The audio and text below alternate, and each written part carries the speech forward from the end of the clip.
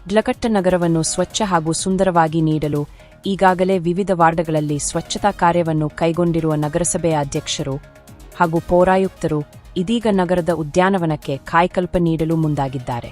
ಹೌದು, ಶಿಡ್ಲಘಟ್ಟ ನಗರದ ಚಿಂತಾಮಣಿ ರಸ್ತೆಯಲ್ಲಿರುವ ನಗರಸಭೆಯ ಉದ್ಯಾನವನದಲ್ಲಿ ಬೆಳೆದಿದ್ದ ನಿರುಪಯುಕ್ತ ಗಿಡಗಂಟೆಗಳನ್ನು ಸ್ವಚ್ಛಗೊಳಿಸಿ ನಾಗರಿಕರಿಗೆ ಅನುಕೂಲ ಕಲ್ಪಿಸಿದ್ದಾರೆ.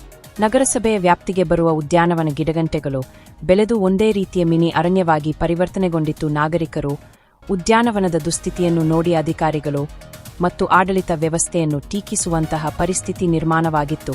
ಆದರೆ ನಗರಸಭೆ ಅಧ್ಯಕ್ಷ ಎನ್.ವಿ. ವೆಂಕಟಸ್ವಾಮಿ, ಪೌರಾಯುಕ್ತ ಮಂಜುನಾಥ್ ಹಾಗೂ ಪರಿಸರ ಅಭಿಯಂತರ ಮೋಹನ್ ಅವರ ಕಾಳಜಿಯಿಂದ ಪೌರಕಾರ್ಮಿಕರು ಸಾಮೂಹಿಕವಾಗಿ ಸ್ವಚ್ಛತಾ ಕಾರ್ಯವನ್ನು ಕೈಗೊಳ್ಳುವ ಮೂಲಕ ಉದ್ಯಾನವನಕ್ಕೆ ಹೊಸ ರೂಪ ನೀಡಿದ್ದಾರೆ. ನಗರದಲ್ಲಿ ಕೇವಲ 2 ಉದ್ಯಾನವನಗಳು ಇದ್ದು, ಒಂದು ಉದ್ಯಾನವನ ಸ್ಥಿತಿ ಶೋಚನೀಯವಾಗಿತ್ತು.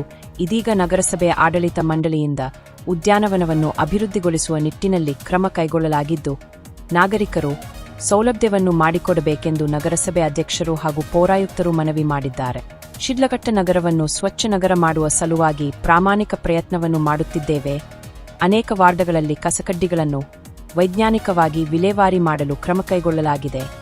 ನಾಗರಿಕರು ತಮ್ಮ ತಮ್ಮ ಮನೆಯಂಗಳದಲ್ಲಿ ಒಣ ಮತ್ತು ಹಸಿ ಕಸವನ್ನು ಪ್ರತ್ಯೇಕವಾಗಿ ವಿಂಗಡಿಸಿ ನಗರಸಭೆಯ ವಾಹನದಲ್ಲಿ ಹಾಕುವ ಮೂಲಕ ಸಹಕರಿಸಬೇಕು. ಜೊತೆಗೆ ಜಿಲ್ಲೆಯನ್ನು ಈಗಾಗಲೇ ಪ್ಲಾಸ್ಟಿಕ್ ಮುಕ್ತ ಎಂದು ಘೋಷಣೆ ಮಾಡಲಾಗಿದೆ. ನಾಗರಿಕರು ಪ್ಲಾಸ್ಟಿಕ್ ಬಳಕೆಯನ್ನು ಮಾಡಬಾರದು, ಬಟ್ಟೆಯ ಚೀಲವನ್ನು ಬಳಸಿ ನಗರವನ್ನು ಸ್ವಚ್ಛ ಹಾಗೂ ಸುಂದರವಾಗಿರಲು ನಗರಸಭೆಯೊಂದಿಗೆ ಸಹಕರಿಸಬೇಕೆಂದು ಮನವಿ ಮಾಡಿದರು.